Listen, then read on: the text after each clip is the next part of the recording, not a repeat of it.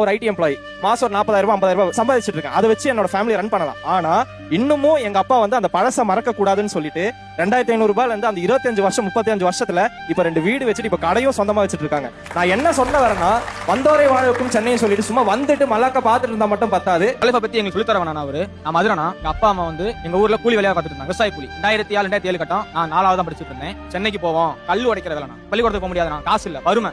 அவங்களால கல்லு உடைச்சிட்டு இருக்காங்க. அப்பவும் ஊதியம் பத்தல, ரன் பண்ண முடியல. வேற என்ன பண்றது வழி தெரியாம திரும்பவும் சென்னை வேணாண்டு சொந்த ஊருக்கே கிளம்பி போறேன். நான் இந்த முறை போயிட்டு ஒரு 20,000 ரூபாய் அப்பா வந்து வட்டிக்கு வாங்கி முறுக்கு சேவு அப்பெல்லாம் மிச்சரு இந்த தொழில தொடங்கி எங்க அப்பா வந்து MA வரைக்கும் படிக்க வச்சுட்டாரு. என் சிஸ்டரும் படிக்க வச்சிருக்கோம். நான் சொந்த ஊர்ல வாழ முடியும், உழைக்கவும் முடியும். உழைப்புக்கு எங்க கிட்ட பஞ்சம் கிடையாது.